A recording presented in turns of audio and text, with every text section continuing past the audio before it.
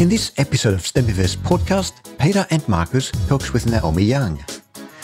Naomi Young, who is also known by her screen nickname Nene, is a star of ABC Kids and the creator of the TV and YouTube kids show Tinkertime. Her songs Bubble Pop, Smash It Down, I Have a Voice, and My Brother Ate My Lego are Australian household favourites. You may also know Naomi for her work as the voice of Hootabelle on Giggle and Hoot. Her TV credits also include Nickelodeon's host of Nick Takes Over Your School and Sarvo, The Wiggles, assistant choreographer and dancer, Playhouse Disney, Home and Away, All Saints, and much more. Naomi has been working in children's television and theatre for 15 years. She graduated with a BA Media and Cultural Studies and Graduate Diploma of Education, Secondary English and Drama, both from Macquarie University. Her kids channel, Tinkertime, is all about experimenting, pulling things apart and not being afraid to make mistakes. Nene wants to encourage kids to get curious about STEAM, science, technology, art, engineering, and maths, and nurture a love for adventure and inventive thinking. While in education, Naomi was runner-up Most Outstanding New Teacher awarded by the New South Wales Teachers Guild in 2009. On top of her teaching load, she co-founded the project Schools, Industry, Arts, an initiative that collaborated with schools and arts industry professionals to push the boundaries of arts education programs in schools. The team delivered New South Wales Institute of Teachers accredited professional development to hundreds of teachers.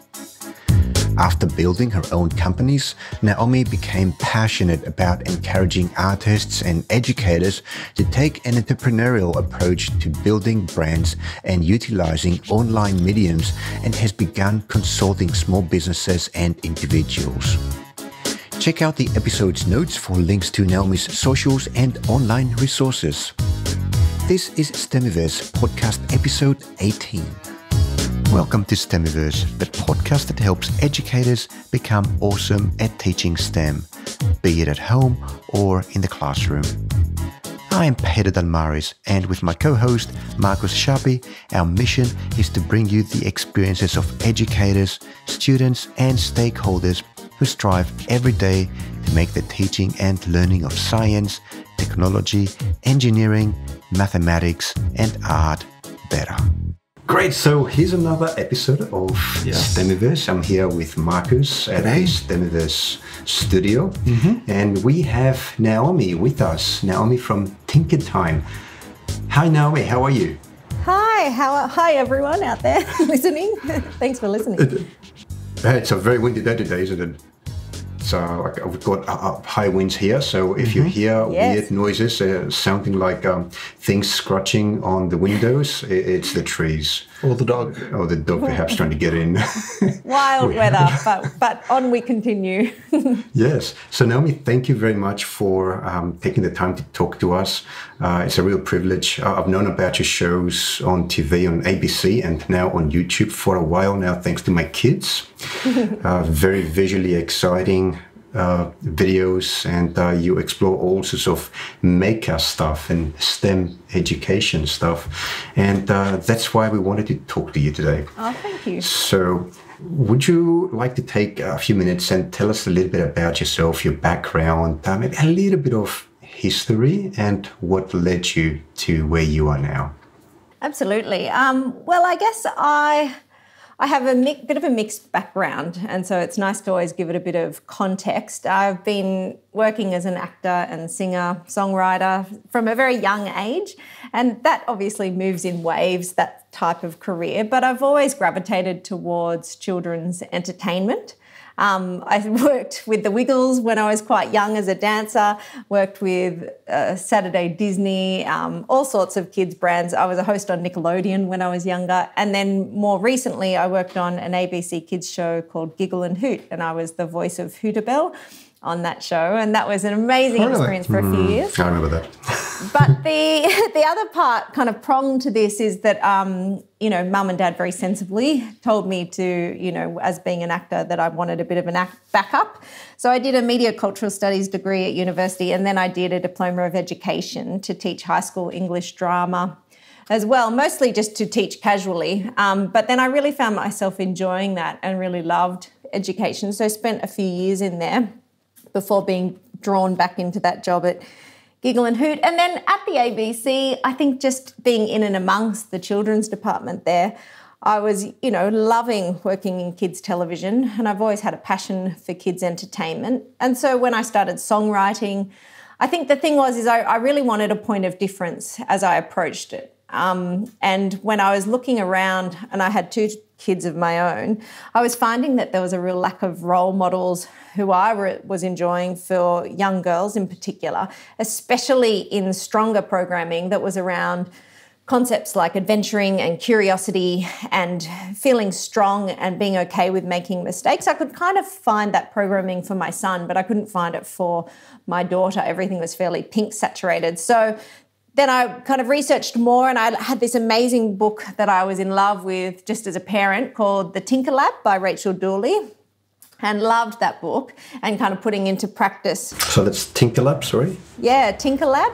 Yeah. Okay. Rachel Dooley, and she's an amazing, inspiring woman who kind of really introduced me to this concept of what tinkering was, and thus then was born Tinkertime. And so the album that I brought out with ABC Kids, Hey Hey Let's Play, that kind of was all around that theme of adventure and curiosity and using our imaginations. And then I've harnessed that in further again to build the TV show and the Tinkertime YouTube channel, which is all about kind of, this maker philosophy, and it's very STEM based. So I try not to shy away at all from, basic science or basic coding for kids, general maths concepts for that preschool arena. And I've had a lot of fun doing it. It's been amazing to build. It's obvious, I think, that you're having a lot of fun when you watch your videos. Could we go back to when you were a kid and tell us what that was like? And especially I want to explore the link between what you're doing now in your latest shows, in Tinkertime especially, and any inclinations that you had back when you were a kid in the space of making. Oh, I'd love to. Look, I'm a natural maker, I suppose. Mum and Dad were, both educators themselves, and we had fairly free rein, in certain rooms of the house to be pulling anything out of the cupboards and pulling things apart to see what's inside, which is absolutely what I do now in a segment that I call Show Me Your Guts. But, it was just really exploratory learning. So it was, pulling things from like a natural habitat, whether it was bark, painting or nuts, and kind of using those.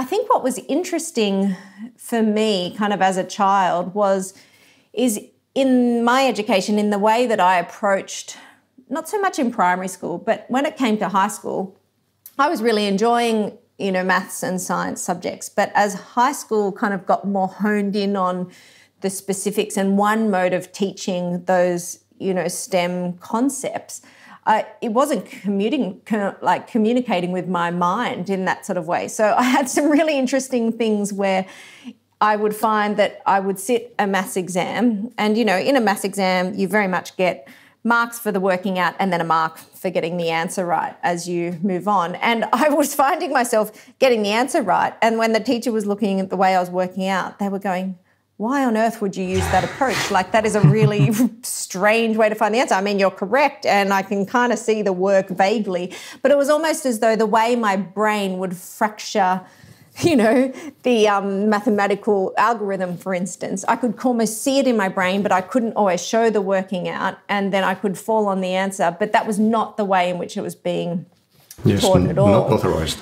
Not at all. And, even when I got to year 11 chemistry, I thought, I'm doing terribly in this subject, and I really, I was one of the only girls in the class, and they were not learning the way I needed to be learning. And so I kind of gave up. I was like, I'm going to drop this for my HSC, forget it. And I stopped studying. And then I had to see out the subject. And when it came to actually sitting the end of year exam, I think I got a 76%, which was pretty good for chemistry without having focused or studied for the last few months. And the teacher was like, oh, you really need to keep going with this. Like, that's an amazing mark. And I was like, no, I can't. I can't follow your class. I have no idea what I'm doing. I'm terrible at this. And he couldn't kind of convince me. But that was because he couldn't teach me in a way that I needed to be taught. And so that's been really important for me, because as I kind of communicate with people who, people like yourselves tend to get in touch, people who are involved in technology and STEM and science-based subjects, because they all want their kids to be kind of having an influencer like Nene and like the Tinkertime programming. And they start to get a bit technically involved in terms of science with me. And part of me is thinking, I actually don't know a great lot about this, but what I do have is this huge childish curiosity for it. And I think that's what's been intrinsic in the brand, is keeping in Nene and all the characters that surround the brand, is the curiosity has to be alive. Like, we don't have to have the answers. We can interview people with the answers. We can find the answers. We can experiment to come across new ways of thinking, but it's not suited to one specific type of learner. And it certainly isn't a program where you go in there with kind of a know-all approach at all. Yeah. So, yeah, that's kind of been interesting from childhood to hear. It's really resonated. That sounds very familiar to me as well. So I'm thinking, really? Just staying with the school, your school years, what could your teacher have done? Perhaps your teachers could have done maybe one or two things in the classroom to help you stay focused, I suppose, in the learning of sciences? Yeah, look, that's a really good question, and possibly not one that I'm qualified to answer in the intricacies of, the technicalities of probably what the chemistry and the mathematical syllabus required. I'm quite not sure on the specifics of how to teach it. All I do know is that it was just very dry. There was a real lack of visual elements kind of involved. Often a lot of it was just kind of, here's the formula and practice that particular version 50 times and you'll work it out. So I think, I do know I'm a visual learner. I do know I'm a conceptual learner as well. And I don't feel the subjects were approached in that manner, which I think would have helped me. But, on the other hand, I do appreciate that would be really tricky, given how technical some of those syllabuses become in those later years of kind of education. Yeah. Was that the teacher, or was that just a product of the time? It potentially was a product of the time. Look, it was kind of late 90s, early 2000s. I kind of don't know enough about the trends of maths and science education during those times. But it may have been the teacher, because I think I found that, certain teachers did have huge influence on, your ability to succeed in a subject. So it may just have been that I wasn't quite a good fit with that particular educator at the time. But I don't know, that's the very tricky job of teachers, isn't it? Is that, to kind of be able to communicate with the various learners in the classroom. I think that's really important. Awesome. Actually, I got to say on that, because having worked as an English teacher, which is the one subject that remains compulsory for students through, secondary education, I found that a really interesting concept of going, none of these students have any choice about whether they're here or not. This is considered by the Board of Education absolutely compulsory. So therefore then it became my job to allow every student in that classroom, some of whom weren't naturally leaning towards, being writers or investigating texts. And yet I still had to find a way to connect with each of those students, because they all had to sit the exam no matter what. And I think that makes for a really interesting approach to how you kind of go about the individual student. Yeah, I suppose that's an argument for personalised learning. So every student learns differently, and I suppose one of the jobs of the teacher is to engage with the student and find out what is it that they need in order to want to learn, not have to learn any subject. Do you think that that's possible in the kind of maths and science-based learning when it usually is chosen by the student? Yeah, my experience with especially younger kids is that they all want to learn. They are all interested in technology and in science. They are all curious about the world, as long as it's not strictly speaking inside the classroom. Yes. So if it's connected to the real world and if it's done in an interesting way, I think that all kids are naturally curious about the world. And since those subjects are really subjects that explore the real world, then I lean towards yes, they're all curious. So as Sir Tim Robinson, I think, says, school kills creativity. Maybe there's a bit of overkill, a bit harsh, but there's some truth in that. I actually showed a Year 10 class that TED Talk once, and the amount of nodding that was going on, this vigorous nodding from these 15-year-old kids going, yes, it does. It's quite enjoyable to empower them by showing them. Yeah. I think personally, I've been a teacher, and I can't say that I have any artistic capabilities, to use perhaps art in order to make my classes more interesting. So I have to train myself actually to speak in a more engaging way, to research a topic so that I can find real life examples that can draw kids in from whichever dreamland there might be at the moment. So as an entertainer yourself, like you've got a background in entertaining, you are an artist. Do you think that is a skill that teachers can learn? Oh, yes. There's this wonderful book that my husband read, and I've read parts of, but didn't feel the need to kind of go into the details of it, called The Charisma Myth. And I can't think of who the author is, but maybe you can put it in your notes after. But it's really interesting to kind of go that, and a lot of CEOs read it, because charisma and networking and the ability to engage is kind of how A, people sell product, but also B, how we really get people on board with our ideas. So I do believe that creativity and, charisma in particular, are teachable notions. It's about, it's about kind of the person actually wanting to engage with that style of thinking. And I think the other thing is that it really comes from passion. So I think for what a person is passionate about, or what a person is curious about, that's when they can really kind of get creative and find the light in their eyes and the enjoyment and the spark in the way that they're speaking about that topic.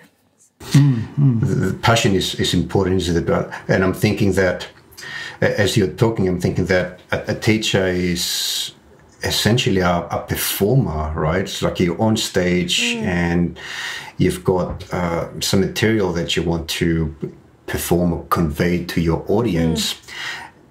Do you think that it makes sense to treat that situation as if you are on a theatrical stage, and therefore you use the tricks of the theatrical trade to do your job as a teacher?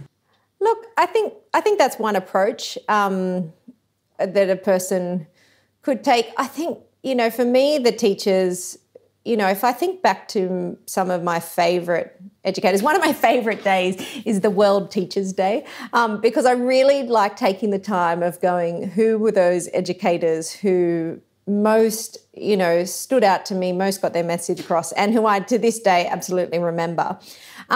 Now, one of those would be an artistic teacher, like a dance teacher who I had, and she was, she was 150,000% charisma. But some of the other teachers who really resonated, I don't even know his name, but Mr. Wright, my history teacher in Year 9, who was just an amazing teacher. And occasionally I think he would throw in the theatrics, but that's not so much what really engaged me with his lessons. It was purely this kind of wonderful, excitable, extensive knowledge that he had, and then could communicate that with the students. And even now I watch that with my own children, is I just think when they have teachers, my boy at the moment who's in Year 2, he has a teacher at the moment who is a twitcher, like a bird watcher. And Gideon's level of fascination all of a sudden with birds and bird watching and owls and all sorts of things that I know that this teacher is wildly passionate about has resonated, and it's just come off onto him. That's good. So what does he teach? Well, he's a primary teacher, so he's, he's a jack of all trades. Oh, like great. Okay. But I think, it's not so much about the theatrics, though I think there are things that lend itself, eye contact, having a nice tone when you speak. I think there's things that lend themselves to the theatrics in the classroom and just a level of confidence. But to me, it's kind of being able to share knowledge. And, some of the people in my life who are the most introverted, completely not happy public speaking, I can still engage in conversation with them and be completely enthralled with what they're saying. So tapping on this vein a little bit more, as an entertainer and educator, what ninja skills do you have that you can give to other teachers that they could steal to make their educating better? That's a good question. I think, I always come back to curiosity and in a subject. And I think, and really trying to connect whatever it is you're teaching or communicating in a video, having the person either watching the video, the viewer or the student, kind of really find what's fun and engaging and exciting about the topic that you kind of approaching on. One of the things I found hardest to teach at high school level was poetry. I just, the moment you said you were going into poetry, there was a collective groan, that you could be heard to the oval. And I remember just kind of one time just coming up with an idea where I was like, and I actually think I was casually teaching at the time. So, it wasn't a class who liked me already anyway. I had zero respect from them. We were just, we had 45 minutes to fill and the vague topic was poetry. And I remember just going, okay, we're going to write a collective poem all together. So, so-and-so throws you a topic and they try and give you curveballs. So, they might go, we're going to do something about fighting because, boys go, she'll hate that. And I go, okay, that's our topic, fighting.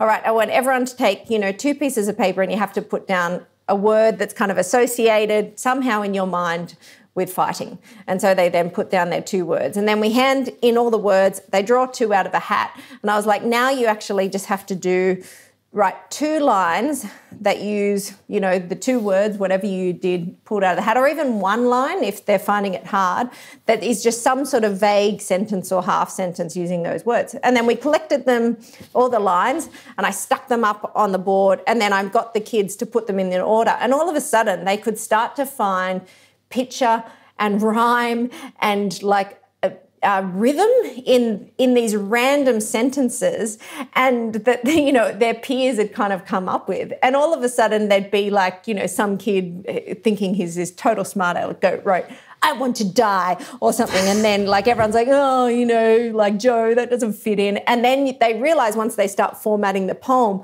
that somehow they've created, some great story about a soldier and at this most climactic moment he sprouts, I want to die. And then that's all of a sudden this sentence that should have been a total lame one becomes the most, climactic moment of the poem, thus kind of sending that kid into this, real pride kind of thing. And I was like, there can't be any topics in education that there isn't a really fun way to approach. You've got to just kind of go, how is, said 13 or 25 or 6 or 2-year-old, what will they find interesting, curious, and magical about whatever it is that you're kind of presenting? And I think there's something like that in every topic to kind of just spark that initial engagement. And then you bore them with all the details that they have to retain for their educational testing purposes.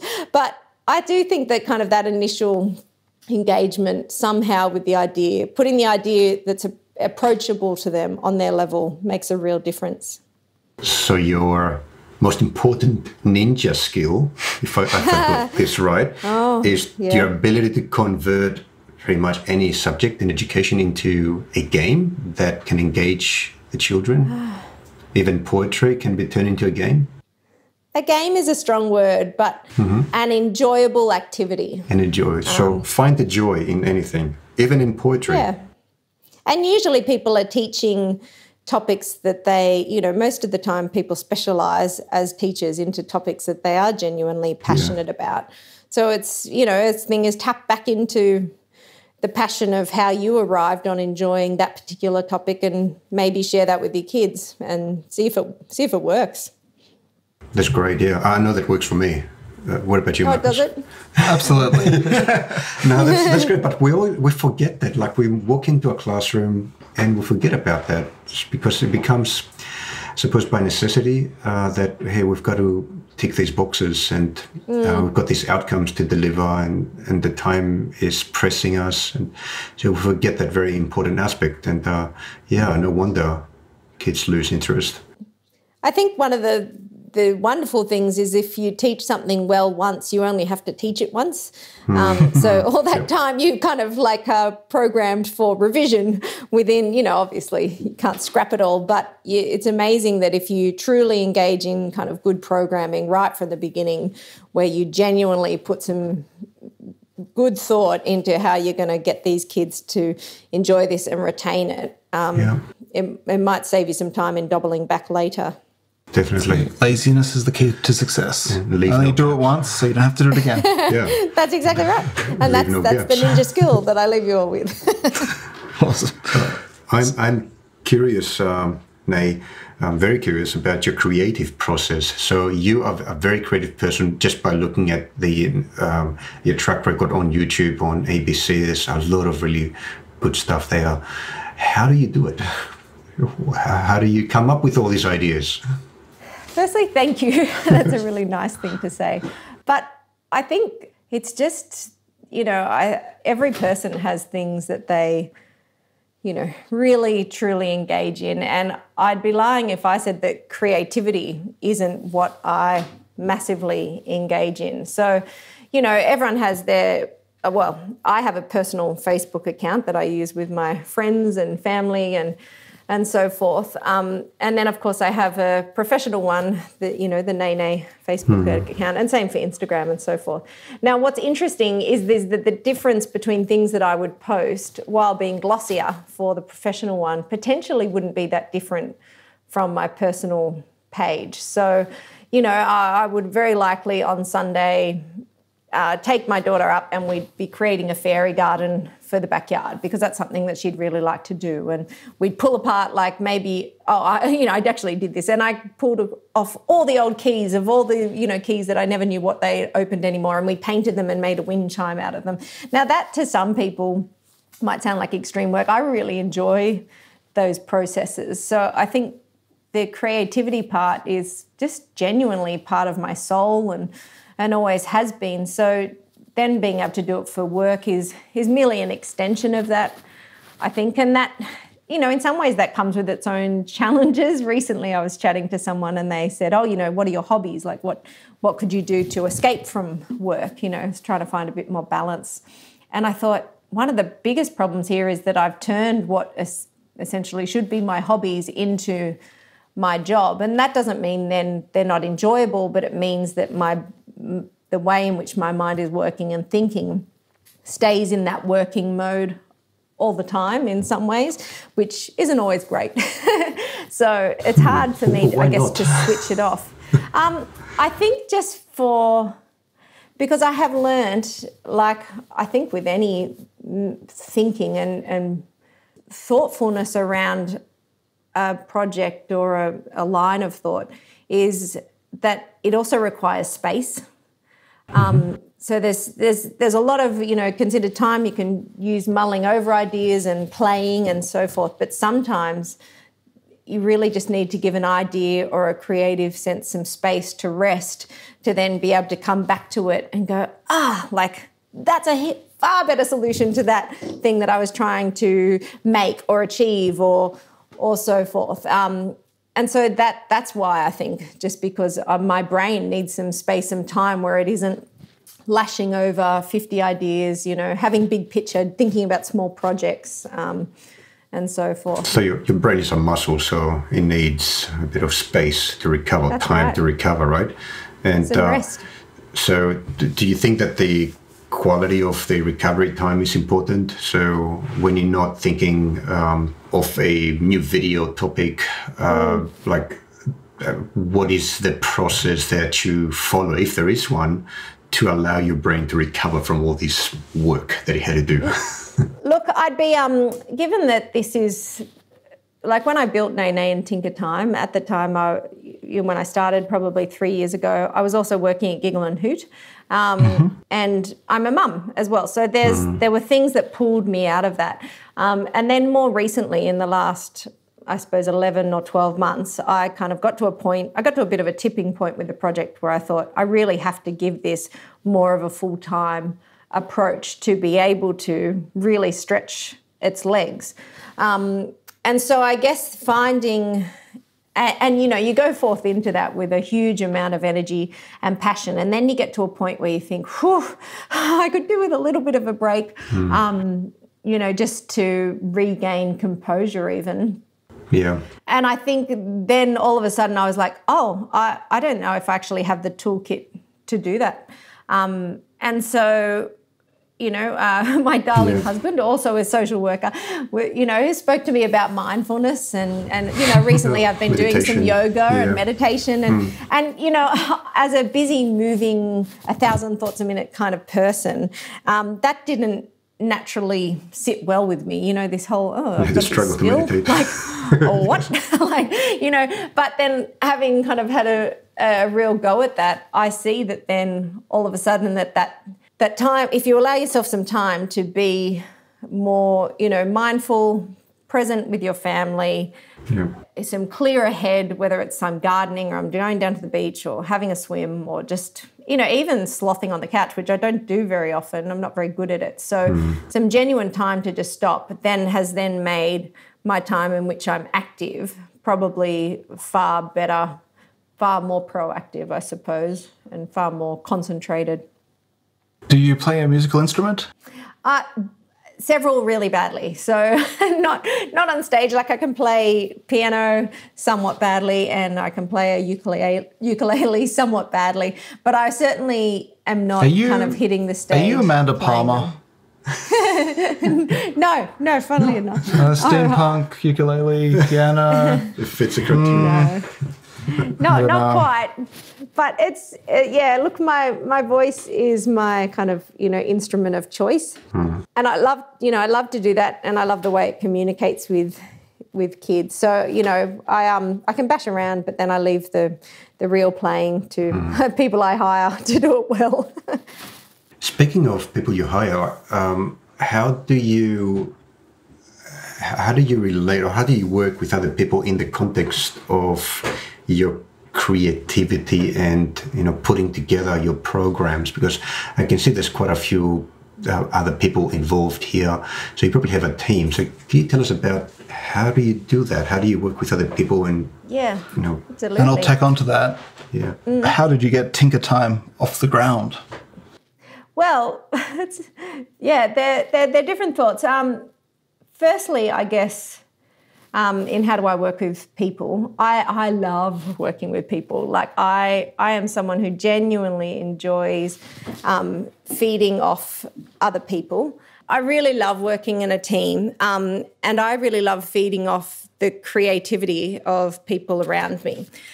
So my production designer is a woman called Lorraine Verheyen, and she is an absolute genius. And so I love sparring with her creatively, because every time I kind of offer a comment forward, then she has an idea that goes even further. And one of the things I've been very firm on is when I have someone at my employ or an opportunity to be working in a team, then you 100% take every opportunity you can with that person to really get the most out of what they can do and have them solve some things for you, because it just pushes a product or a brand so much further.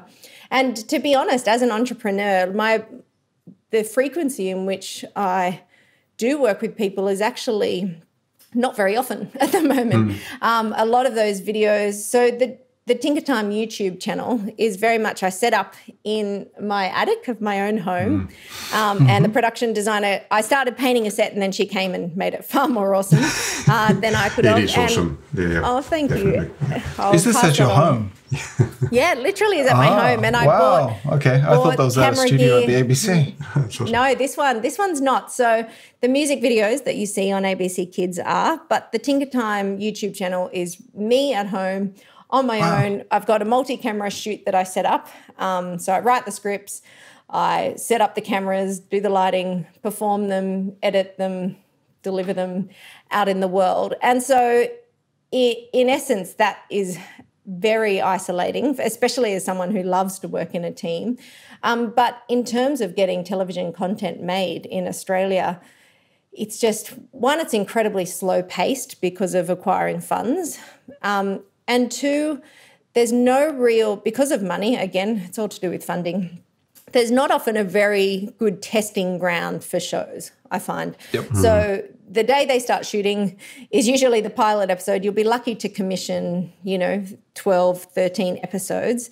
And then they go to air, and that's where the decision to fund a second series or not comes from, people's reactions to it. And that's an incredibly untested product usually. So part of the joy in kind of creating the YouTube channel, one, is because that's where kids are actually watching content now. The statistics of preschoolers watching YouTube is just phenomenal. So one, that's absolutely where my audience is, and it's an instant international audience too, which, I'm still building, but is wonderful to see, kids all over the world kind of engaging with the content.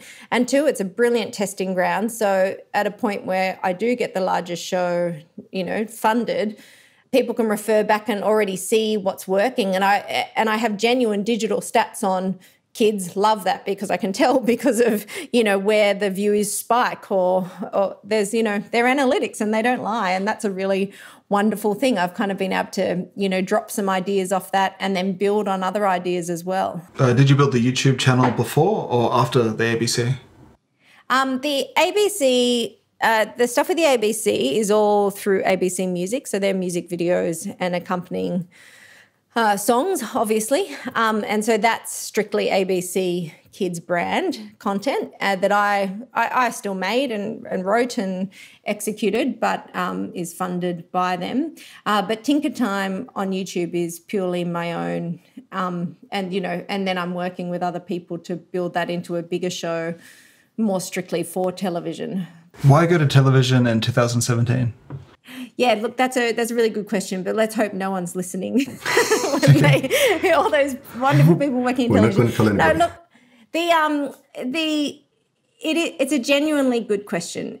And I think when I approached the YouTube channel, I went to Kids Screen in Miami, which is a wonderful conference of everything kids entertainment that's held in the US each year.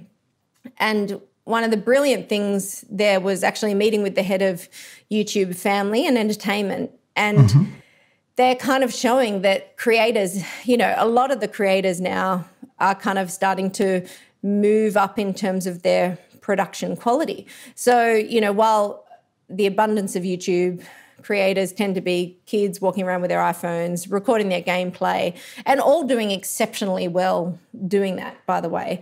There's now kind of a space resonating as they kind of create YouTube Red originals where it's well, if you can make it with a slightly higher production quality, higher scripting, more educational content, then there is absolutely no reason as to why that then can't be viewed and enjoyed by billions of children around the world. Where you're somewhat cutting out the funding. Now, to say that, though, I think there's never been a richer time for television. Some of the best television series of all time are currently being made. Yeah. And I think that's brilliant, because I'm like, what they're actually doing now is, rather than just filling programming and channel content with, oh my goodness, we need, 24 hours of back-to-back television, they go, how about we just make some really kick-ass programs? And then that's a reason to fund television, is brilliant ideas and executing them exceptionally well. That's certainly happening with like the HBOs and Netflix, right? It's not traditional television that is going there.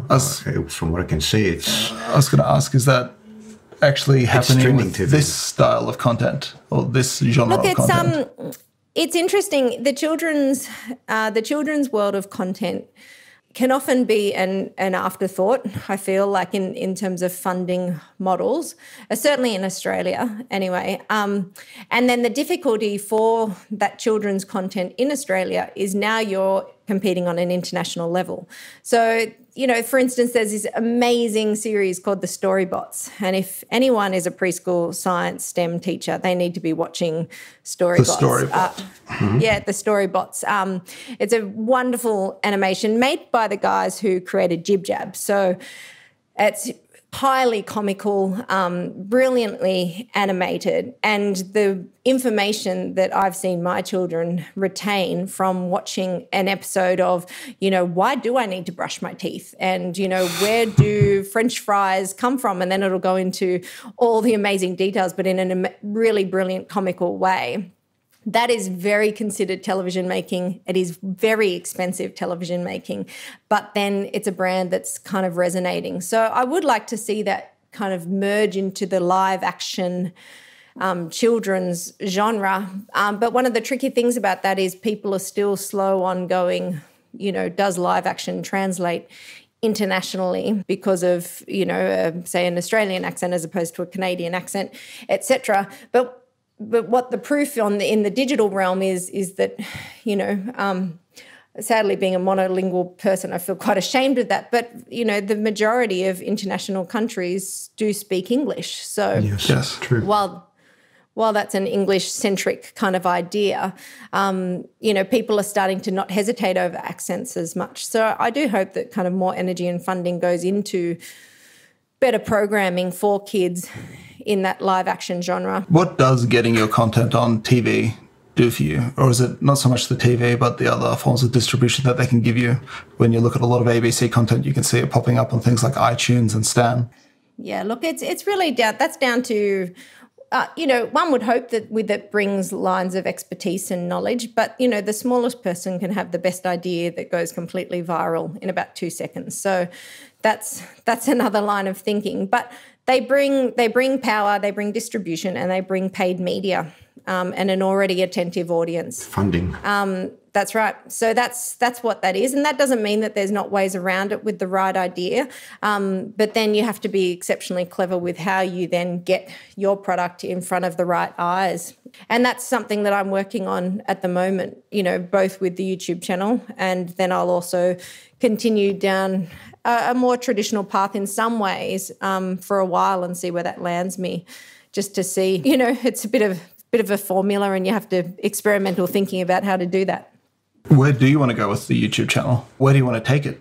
Oh, look, the YouTube channel for me is really 100% where it's at. I would like to build it into, a multi-channel kind of network, I suppose. To me, Tinkertime, one of the ways to kind of get Tinkertime running was to go, oh, hey, I also can sing and act and be a lead in this particular brand. But for me, the concept of Tinkertime is way bigger than Nene, is way bigger than one person.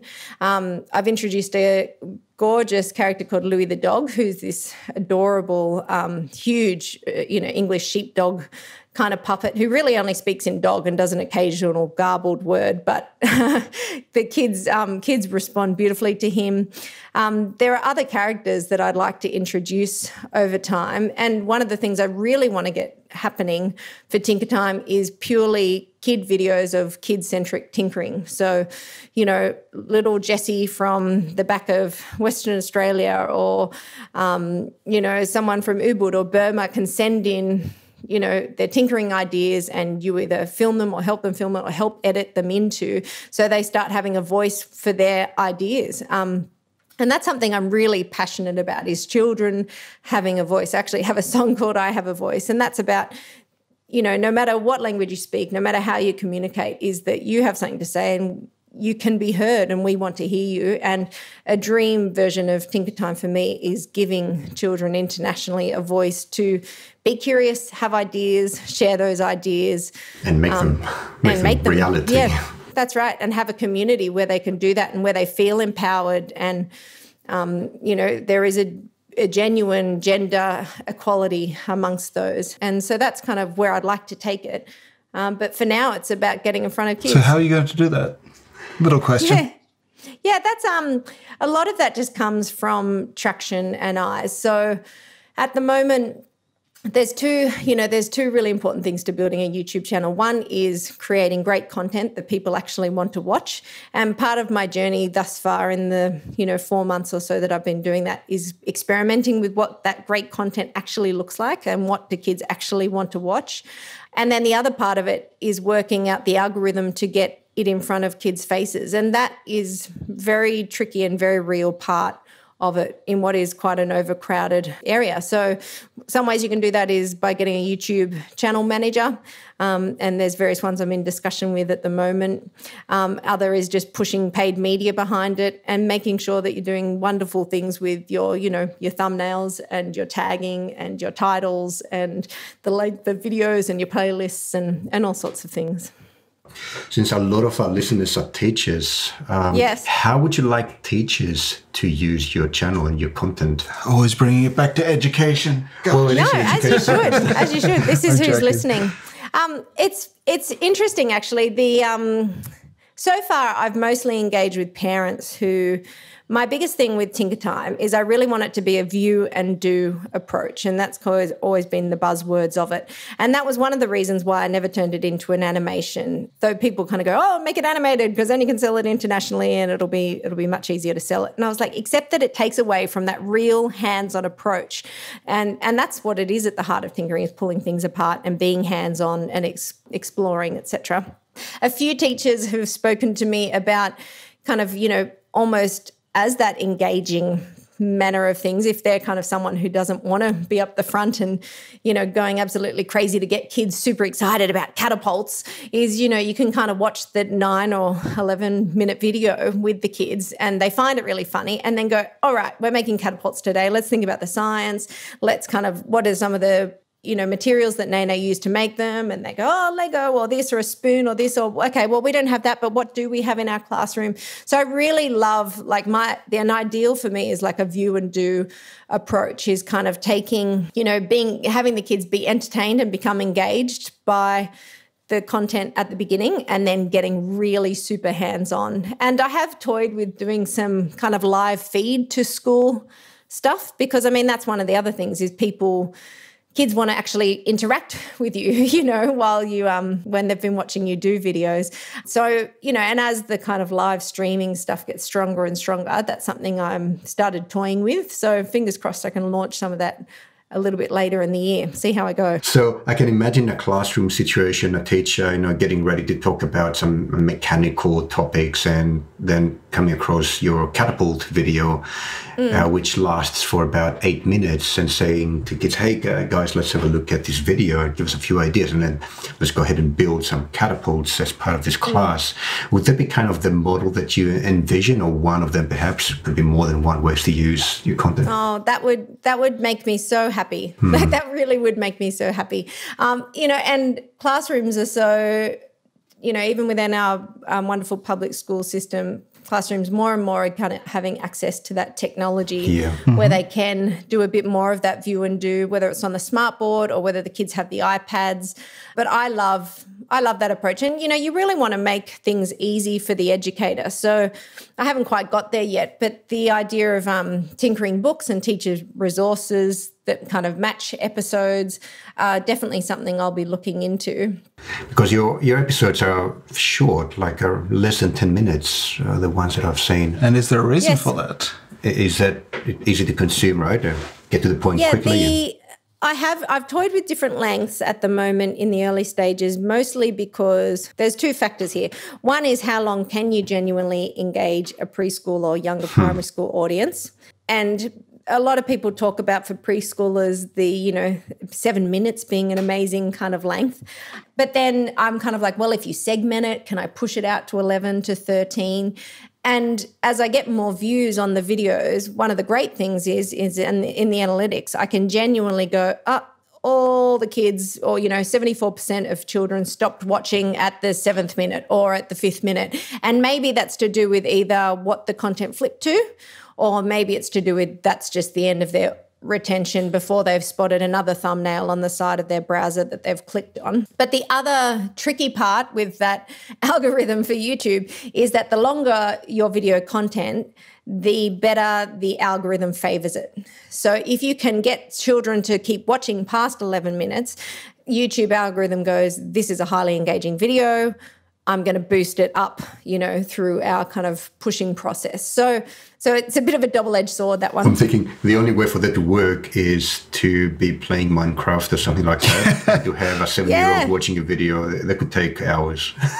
I actually, the other thing I don't want to do with YouTube is I don't want it to become just what they call like me content, which is basically just, oh my gosh, this, Dan TDM is having amazing success playing Minecraft videos.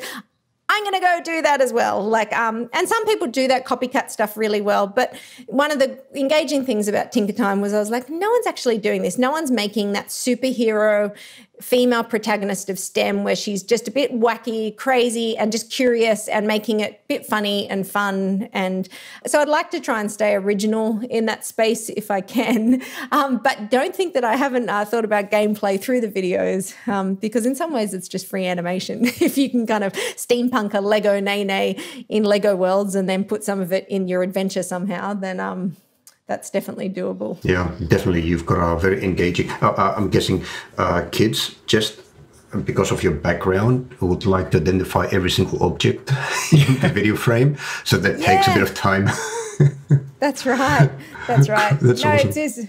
It's and it's been nice to see what kids, engage with. One of my favorite things in kind of discussing, because a lot of bigwigs go, it's not very kiddie, like it's not just a red apple or a, rainbow or something. And I was like, if you give a kid a plastic pink mobile phone and then you give them their iPhone, which one do you think they're actually going to play with?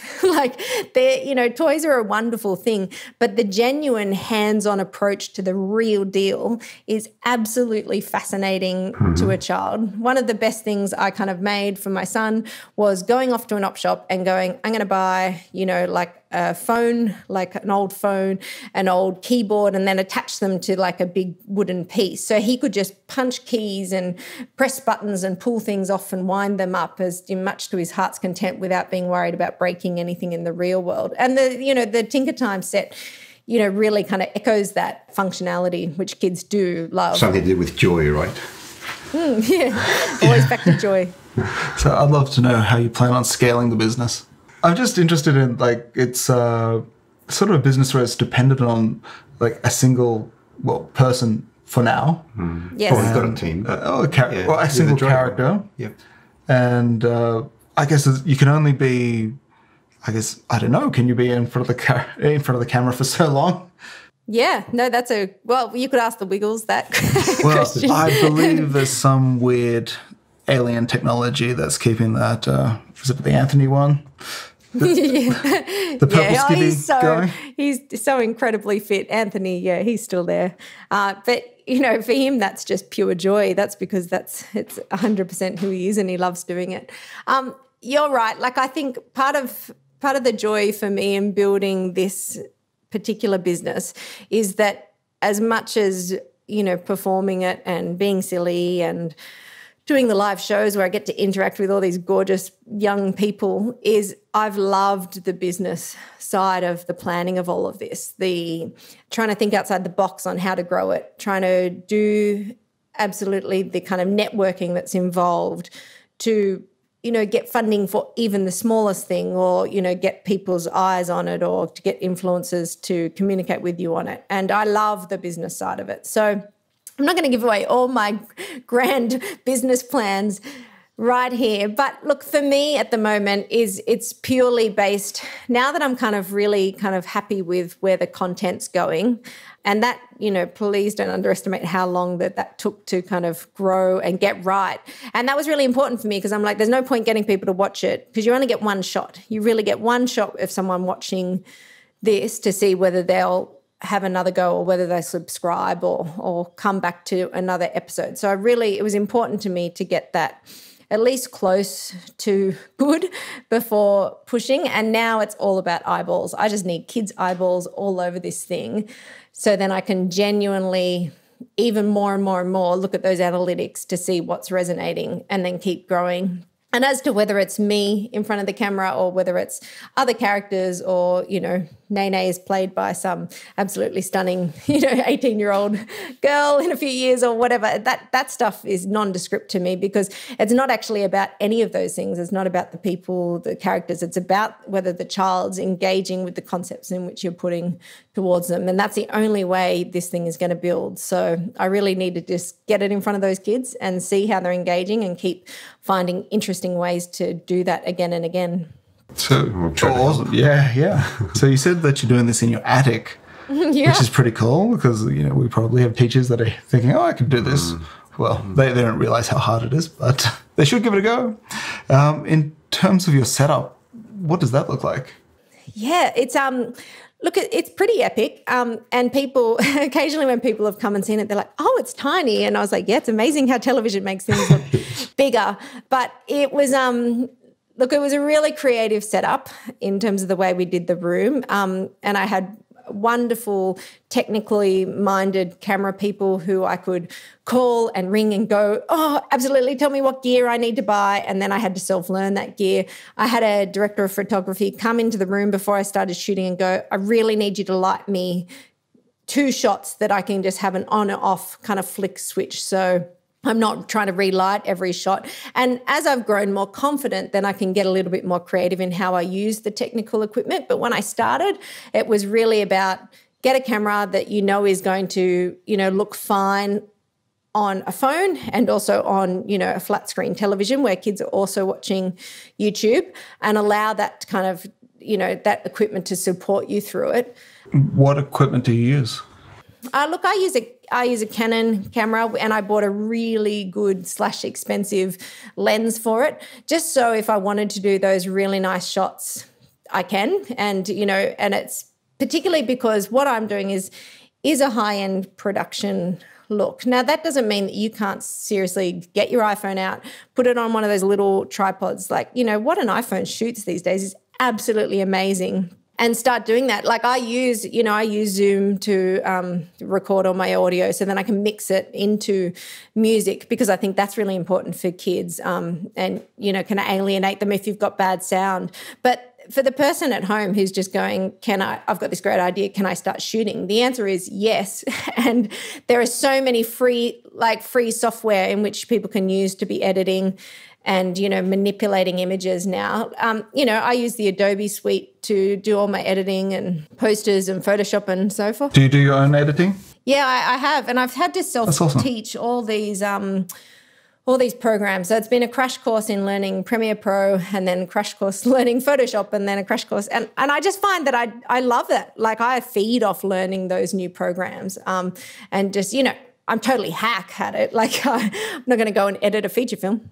Do you think that the average teacher will be able to learn Premiere Pro, for example, or Photoshop? Oh, before you answer that question, I want to know how you learnt to do this. YouTube videos. Literally. Exactly. I found it communicated well with me. So when I went into the Adobe suite, and once I buy the whole Creative Cloud suite. So I started with Premiere Pro because editing video was subscription service. Yeah, that's right. It was really important to me to be able to edit video. And from then I was like, oh, InDesign isn't that different, and then it would literally be okay, Google question, how do I remove background from a photo? And then someone else with, 250,000 views goes, this is how you do it. And screen in screen. And I just learned things as I needed them. So I was like, I really want that shot to, dissolve into the next one. How do I do that? And then you start getting more and more technical as you grow confidence. But it's just having the guts to try. I think it's the same with building anything. You just got to have the guts to have a go at it and learn it and, be okay with sucking at it for a little bit. And then you'll find with momentum you learn it fairly quickly. Wow, that's quite amazing. Teachers are content creation is an important part of the job, but traditionally that has been, say, overhead. So transparency, remember 20 years ago, more recently it's been PowerPoints. Do you see that creating video content is now sort of the new thing or the new skill that teachers should try to master? Look, I think if only, yes, because that's the way that kids know how to consume content now. Yep. You know, it's almost like music. I have forced my children to listen to music, but say I play them the Frozen soundtrack, right? You know, so my daughter might have been 2 years old. Frozen comes out and I'm like, cool, we can listen to the songs and we can sing them.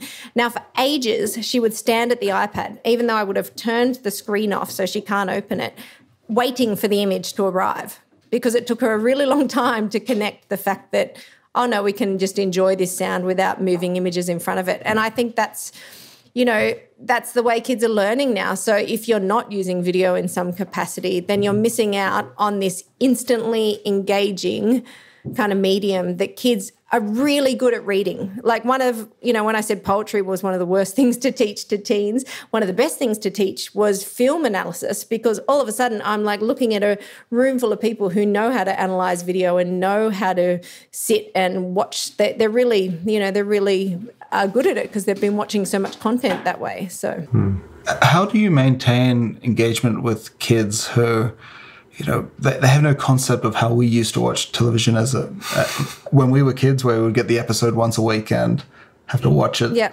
You know, Did it binge wait, consume your content? Yeah, so so that through your analytics. So binge it, and then how do you maintain that relationship after the binge watched your content? Yeah, that's a good question. I guess I made sure that I haven't kind of pushed the content too much until there was a backlog of videos, because I knew that that's how kids would consume it. And the other thing is, you just think, I absolutely can't fight that at all. The way that they're consuming that content will not be fought. So you just have to go with it and then hope that you can like grab them on another run of things, whether that's through playlists or whatever. But also just respect that ideas have a time, and that's okay. And what's one of the gracious things about a children's audience is that continuously children are being born, and so therefore then the audience works on a somewhat revolve.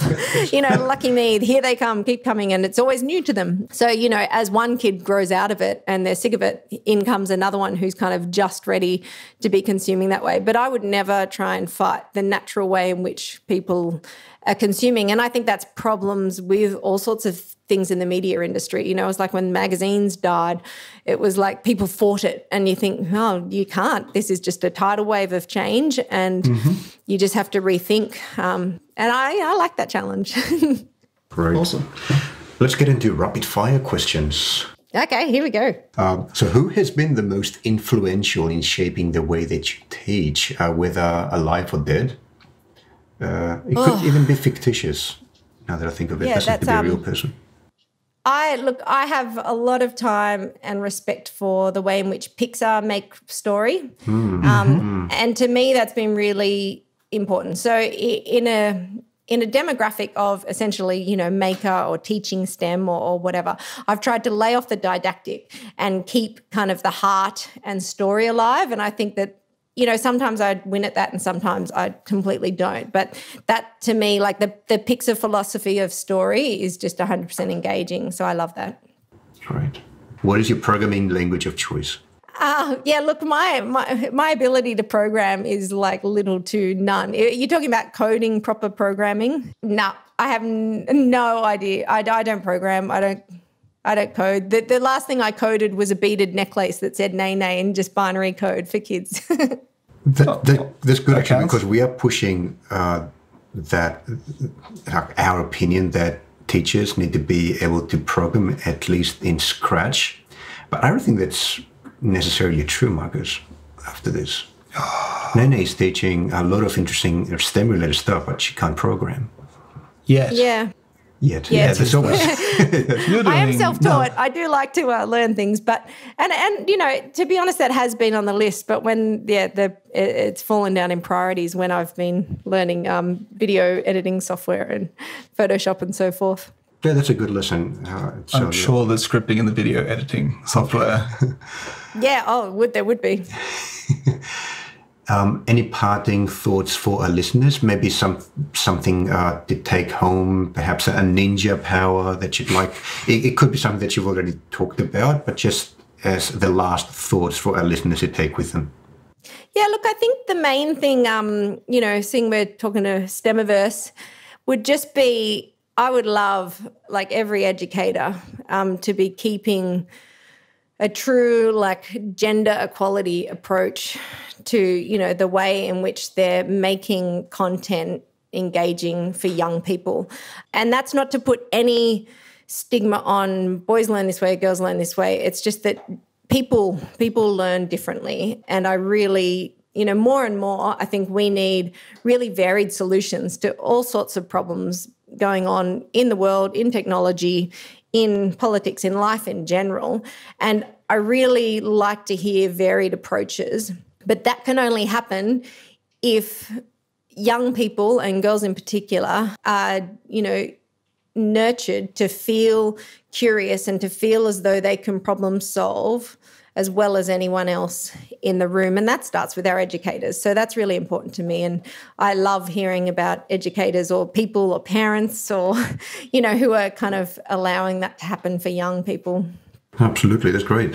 Awesome. So where can people find you on the web? Look, I'd love for people to subscribe to my YouTube channel, which is Tinkertime, Tinkertime, or you can also put in Nay or Bubble Pop or any of the other, things that are linked and that kind of comes up. But and if people kind of want to get in contact, my website is www.nene.com.au, and there's a subscribe button there, but there's also just a get in contact button.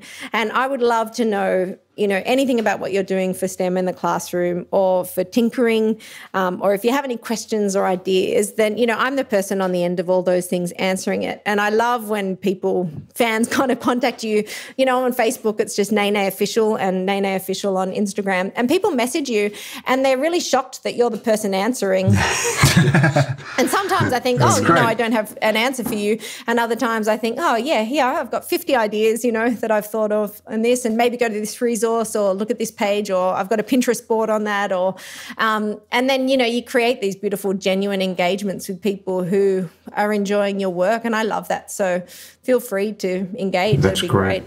So in other words, you're very easy to find. You're all over the internet. That's right. all internet units. Yeah, that's exactly right. That is awesome. Well, thank you so much for your time. It's been fantastic. It was a lot of fun. It was actually joyful. Yes. Yes, I learned a lot. Peter. Thank you, Marcus. It's been wonderful. Thanks for having me on the show. Bye, Naomi. All right, bye. That's all for this episode. If you have any questions or suggestions, please send them to our email address, questions@stemiverse.com, and we'd be happy to answer them. Do you want us to interview someone in particular? Let us know. Visit us at stemiverse.com to get the show notes of every episode. And subscribe on iTunes by searching for the name of our podcast, Stemiverse. That is Stemiverse. Thanks for listening, and we'll see you next time.